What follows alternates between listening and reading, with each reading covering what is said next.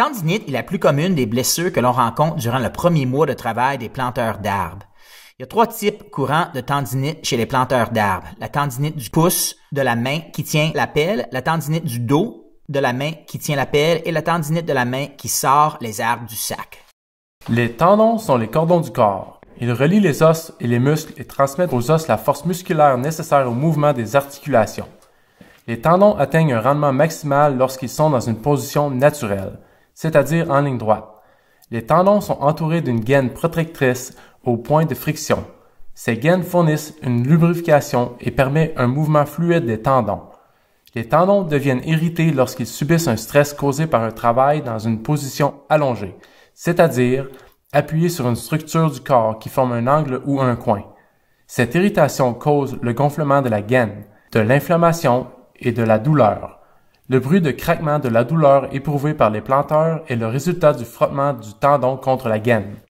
Durant le premier mois de plantation, 20% des planteurs d'arbres souffriront d'une tendinite du côté pouce de la main qui tient la pelle.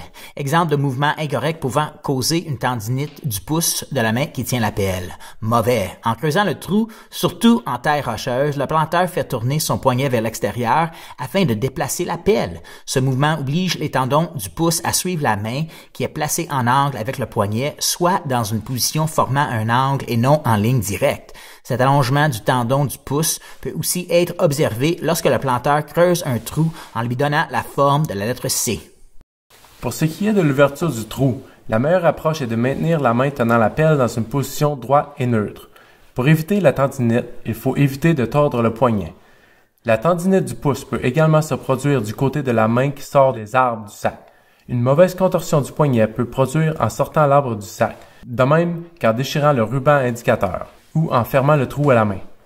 Une récente étude a démontré qu'un planteur peut réduire de 5 fois le risque de tendinite de la main du côté de la pelle en utilisant du ruban d'athlétisme comme mesure préventive afin de libérer le tendon en limitant le mouvement du poignet.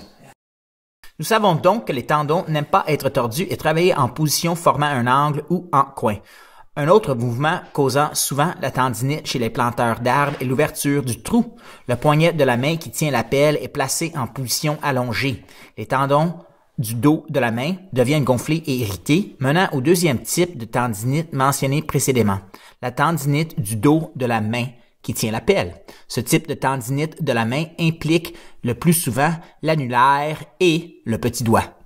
Mauvais. Saisir la pelle avec trop de force. Le poignet est alors placé en hyperextension, forçant les tendons à travailler en coin.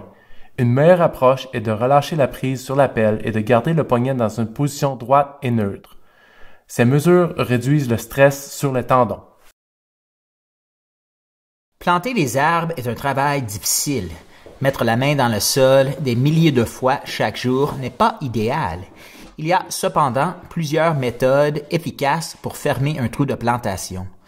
Ces différentes méthodes peuvent aussi être regroupées en 3 catégories. Il y a la torsion, le coup de poing et la technique racler et pousser. En ce qui concerne la fermeture du trou, il n'y a pas de méthode idéale. Le risque est lié à l'exposition. La clé du succès pour éviter la tendinite de la main qui tient l'arbre est de varier la technique utilisée pour fermer le trou et d'essayer de maintenir une position optimale du poignet et des doigts, une position droite et neutre. Mauvais. Une torsion excessive du poignet et de l'index en utilisant la technique de torsion. Une meilleure approche est de maintenir la main et l'index dans une position neutre et de pousser le sol avec un poignet droit. Mauvais. En fermant le trou avec un coup de poing, le poignet du planteur est placé dans une position de flexion. Une meilleure approche est de garder le poignet droit et d'éviter la flexion du poignet le plus possible. Mauvais. Pousser dans le trou avec les doigts droits et rigides permet d'appliquer trop de force sur les doigts, surtout l'annulaire. Une meilleure approche est de garder les doigts un peu pliés pour que la force soit distribuée sur tous les doigts.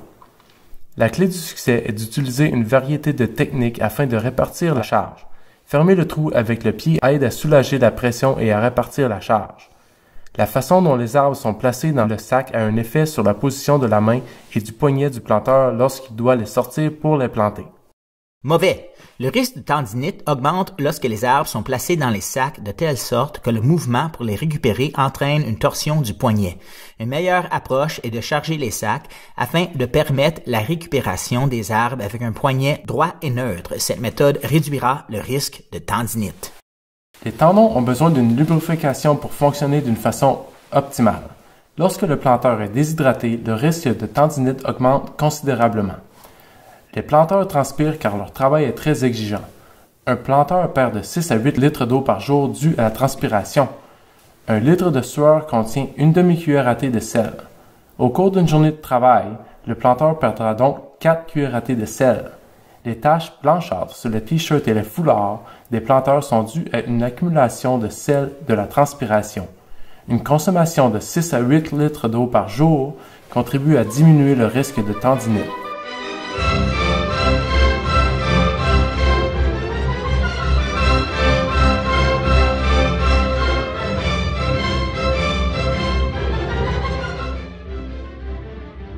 Mais simplement boire de l'eau n'est pas toujours suffisant. L'ajout d'une cuillère à thé de sel par litre d'eau, de même qu'une alimentation riche en sel, est nécessaire.